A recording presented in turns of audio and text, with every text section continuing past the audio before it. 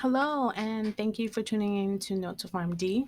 My name is Kenya. Today, I will be going over a basic overview of sterile compounding. Okay, so I don't know if any of my listeners out there are like me, a licensed New York State pharmacist.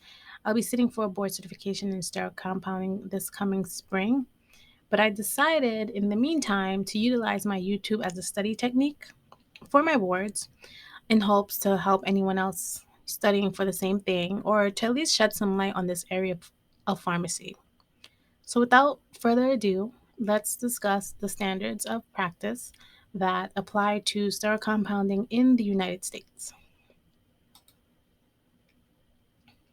USP, abbreviation for United States Pharmacopoeia, is a scientific nonprofit organization that sets standards for the identity, quantity, quality, strength and purity of medicines.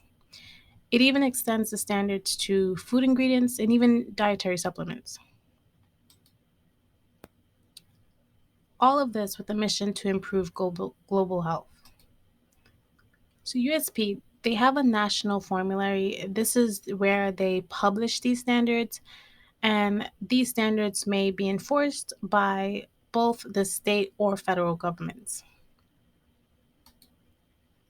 So we'll touch base later on some of these standards, but keep in mind that the standards below 1000 are enforceable, whereas above 1000 are informational.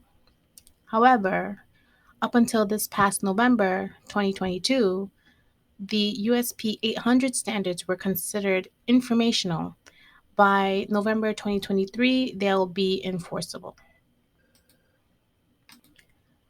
So the first legal recognition for USP dates back more than 100 years in 1906 with the Pure Food and Drug Act. Then 30 years later, the Food, Drug, and Cosmetic Act followed suit. Now, if you fast forward 60 years, the FDA, and then lastly, the Drug Quality and Security Act in 2013. Before we get into some of these USP standards relevant to sterile compounding, it's important to note the structure. It's also important to note that these standards are just minimum requirements, minimum, and your healthcare entity can choose to be more stringent than the current guidelines, whichever optimize patient care based on your healthcare system. Now back to the structure.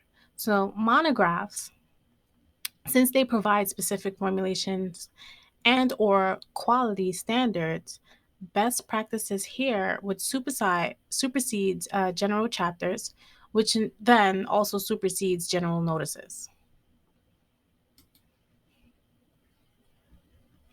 Now, the standards that I promised, these three standards would be your most common standards that you will see all across the board when it comes to compounding. The USP 795 would be for your non sterile compounding, for example, your ointments or oral syringes. 797 would be for your sterile compounding, and then USP 800 is for your hazardous drugs. So this includes receiving, storage, compounding, dispensing, administering, and disposal of these drugs.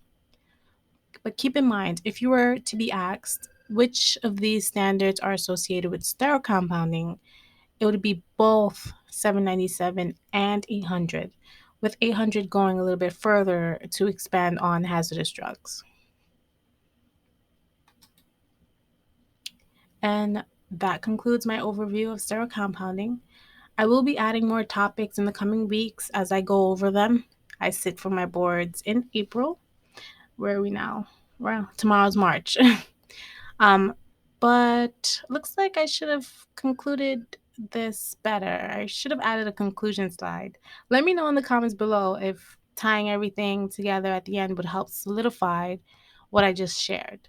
I planned to be informal, but maybe not this much. Let me know. Thanks again for listening in, and please subscribe to my channel for weekly pharmacy videos. And thank you for listening to my little ramble at the end. Have a good one. See you next time.